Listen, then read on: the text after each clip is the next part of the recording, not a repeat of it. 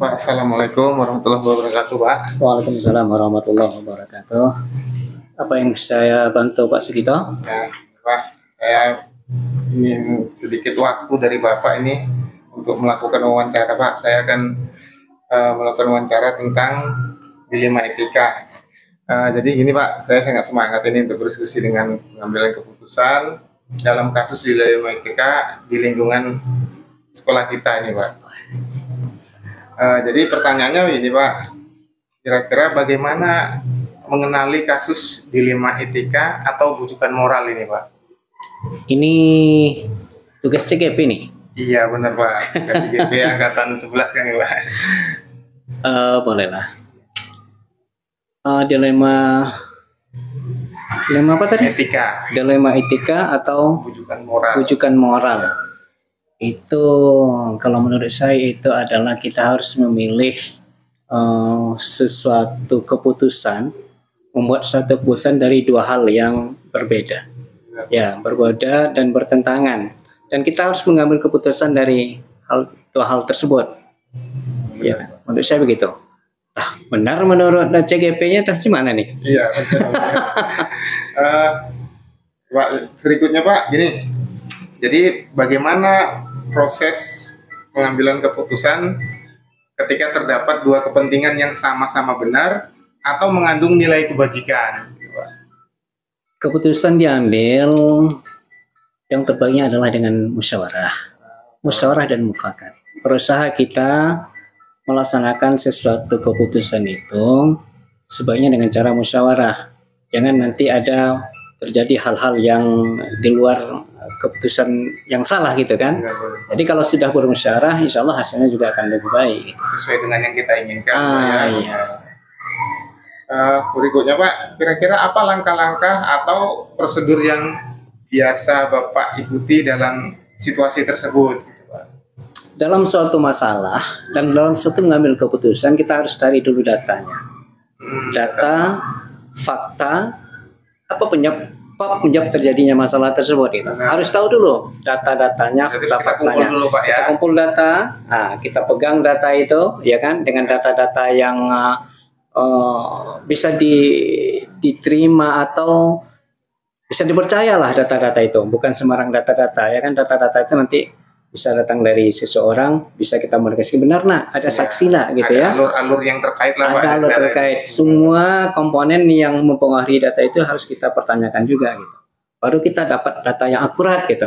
Dengan data akurat itulah nanti kita bisa bermusyawarah dan menentukan sesuatunya itu. Jadi dengan data inilah nanti hasilnya itu bisa sesuatu yang kita harapkan. Kuncinya bersama. Data itu betul-betul data yang akurat yang bisa dipercaya gitu. Jadi menurut Bapak, apa yang paling efektif dalam pengambilan keputusan dalam kasus dilema etika ini, Pak? Kita sudah bilang tadi kan, yang terbaik dalam suatu keputusan adalah secara bermusyawarah. Ya, mengajak, ya kan, badan atau orang atau yang berkepentingan terhadap masalah ini kita ajak bersama-sama musyawarah. Ya, pasti hasilnya lebih baik. Jadi kalau kira-kira dalam pengambilan keputusan kan ada yang kita ajak, siapa-siapa gitu kira-kira, Pak, yang akan kita libatkan dalam pengambilan itu, Pak? Melihat apanya? Melihat kasusnya gitu. Iya. Kalau kasusnya bisa diselesaikan di sekolah, ya kan? Cukup orang-orang sekolah aja yang tahu gitu.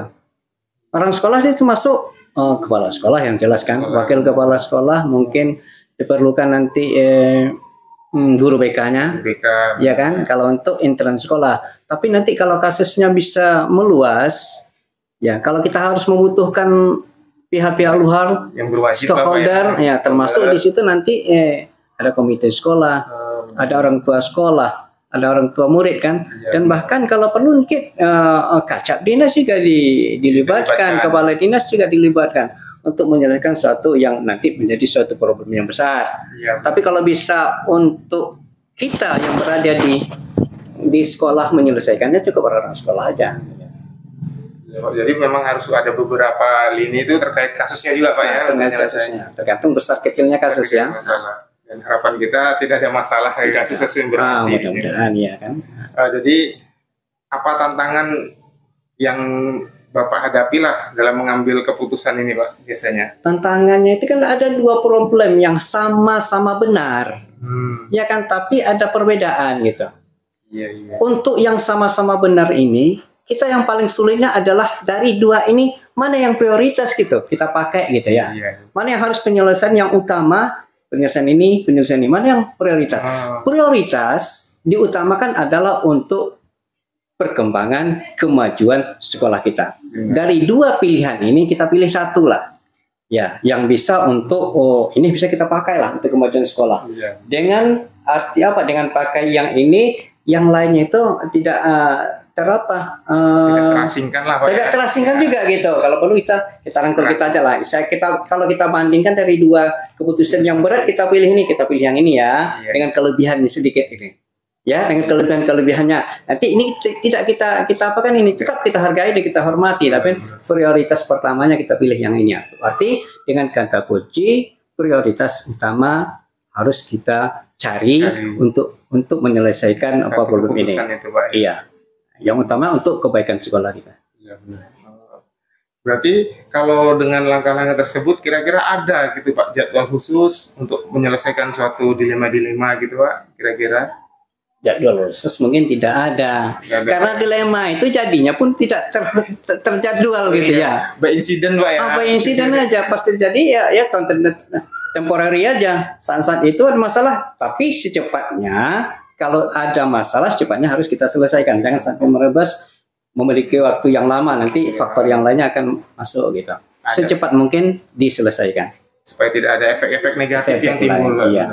Temporary lah pokoknya. Kalau ada satu cepat diselesaikan. Nah, jadi kalau sudah pernah, udah pastilah kalau dimanapun pasti terjadi ada dilema etika dalam mengambil keputusan. Ada.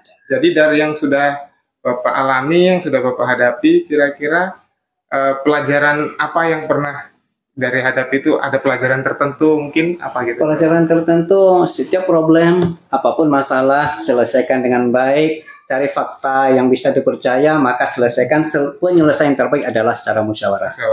Ya, musyawarah lah yang terbaik. Artinya dengan musyawarah sedikit kesalahan yang kita buat di situ. Ya, sedikit. Bahkan kalaupun ada pun kesalahan, mereka sudah mengerti. Sesuai ajas kita Pak ya di Pancasila Pak ya. Iya, sesuai ajas kita. Tapi segala sesuatu diselesaikan dengan musyawarah itu pasti lebih baik daripada menyelesaikan secara sendiri-sendiri. Saya rasa begitu. Terima kasih Pak. Alhamdulillah ini jadi atas diskusi ini banyak sudah saya pahami tentang cara strategi Bapak dalam pengambilan keputusan dalam dilema etika ini. Saya juga sangat senang ini. Semoga informasi yang saya dapatkan ini bisa menjadi kontribusi yang positif untuk terima kasih juga. Saya terima kasih atas kunjungan Pak Zul. Ya, sehingga kita bisa berbagi, ya kan, berkolaborasi dalam usaha untuk kemajuan sekolah kita.